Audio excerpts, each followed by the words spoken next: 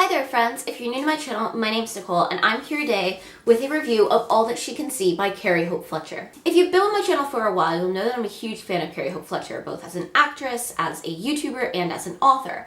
Her first book, her debut book, All That I Know Now, which is kind of a self-help memoir type book, is still one of my favorite books of all time. I also really enjoyed her first novel, On the Other Side, but I think that this shows that Carrie is really growing as an author, and I would say that I definitely prefer it to her first novel. Now, All That She Can See is about a girl named Cherry, and Cherry has a special ability in that she can see people's bad feelings. She calls them medlums.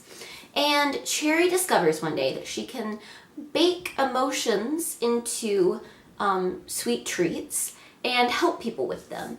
And it kind of goes into how she's dealing with this ability and this gift and how she wants to help people and how she meets someone like her, although they do clash at first.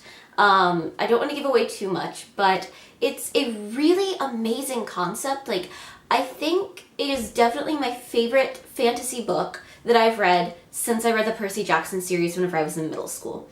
And I'm obsessed with Percy Jackson, so that's like a huge compliment. I don't read a lot of fantasy because I tend not to like it, but I like that what Carrie does is kind of what I believe is termed magical realism, which is where it's incorporating fantasy into the real world. So it's not a separate fantasy world, it's the real world with magical elements, and I really enjoy that.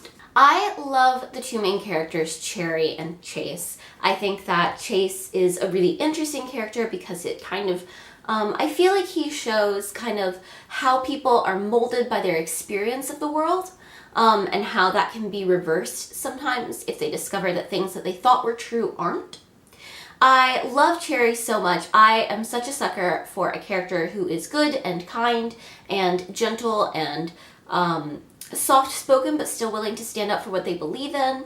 I think that Cherry is kind of a whimsical character. She almost has like an Alice in Wonderland element to her, which I really appreciate.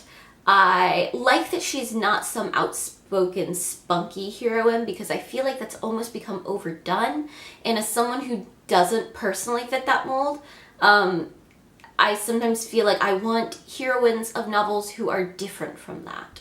And Cherry definitely is. She's kooky, she's kind of out there, she has a thing for always wearing pajamas, she's socially very inept, but she has really good intentions and a really good heart, so I think it's hard not to love her. I also will say that the villain of this piece, who you don't actually meet until like fairly far into it, is terrifying. Like, there's a lot of earlier stuff on in about some different antagonists who very much are very real, very much like people that you've probably met.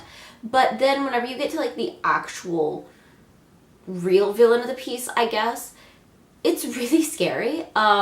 It made me think a lot about like surveillance and things that are very relevant right now, especially thinking about like things like net neutrality and how much the government controls our internet access. Just things like that even kind of were on my mind as I was reading it. I also will say in terms of relevance, I love how Carrie put some diversity into the novel. Cherry is Black. She's very obviously Black. It's not like a huge part of her character though, because I think the issue with writing about diverse characters, especially from white authors, is that often their race comes to define them, or their sexuality is their definition, or their religion, or something like that. Cherry, it's referenced enough that you can't forget that she is Black.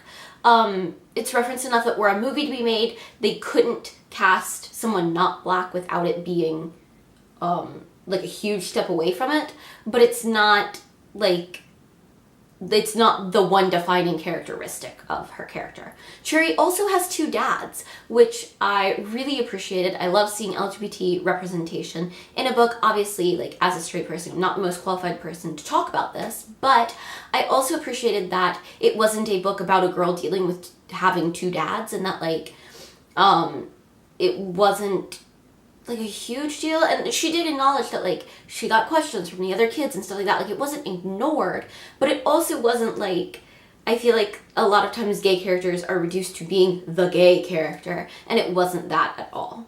It is definitely a very easy read. I got through it in just a couple of days once I finally started it, because I've been saving it for a while because I didn't want to, I do most of my reading like out on the tube or on the bus, and I didn't want to be carrying this around in my bag because it is a beautiful hardcover copy. But once I started reading, I couldn't put it down. Like, I stayed up late to read it. I got through it fairly quick. I really appreciate sometimes having a bit of an easier read because I do a lot of reading of classic books and of historical, like, nonfiction books. So it's really nice sometimes for me to have something that's not quite as highbrow, if that makes sense. So I don't mind that at all about the book, but it is something that I saw coming up in a lot of reviews because I did look real quick on Goodreads at the reviews. I also will agree with some of the reviewers that I read that the love story does develop a little bit fast. I understand why in the context of the novel, and I do think that the reason is that Cherry finds someone who is like her for the first time since she was a child, and I do know how quickly that bond can form with people when you find someone who reassures you that you're not alone. Like, I know, even just for example, like on my like second day in school here, I met another girl in my program who's American, and we bonded really fast just because whenever you're in a group of people who are unlike you, if you find someone like you can become attached to them very quickly, I think. And so I do kind of feel like it was understandable why that happened, but I also get that like it could have taken a little bit longer. Overall, though, this is just a fluffy, warm novel. It will make you happy. It will make you want to go get a slice of cake. I definitely do. I feel like maybe it should come with like a cupcake, but it's honestly a really lovely novel. I really like how Carrie writes. Carrie writes in kind of a whimsical style. She does a lot of description, and maybe that's not for everyone, but that's a style that I really enjoy. I think maybe it's because I grew up reading classic novels, which tend to rely heavily on description, so I really enjoy it. I just honestly don't have enough good things to say. I will say it ends on a little bit of like not a cliffhanger, but you're really left wanting more and wanting to know what happens. So very curious if Miss Fletcher is planning a sequel to this, because I would love to read one. Carrie is working on her third book now, not a sequel, but another novel, and I'm so excited for that. I love her writing, and I will continue to try and get my hands on these as fast as I possibly can, which isn't always easy from the States.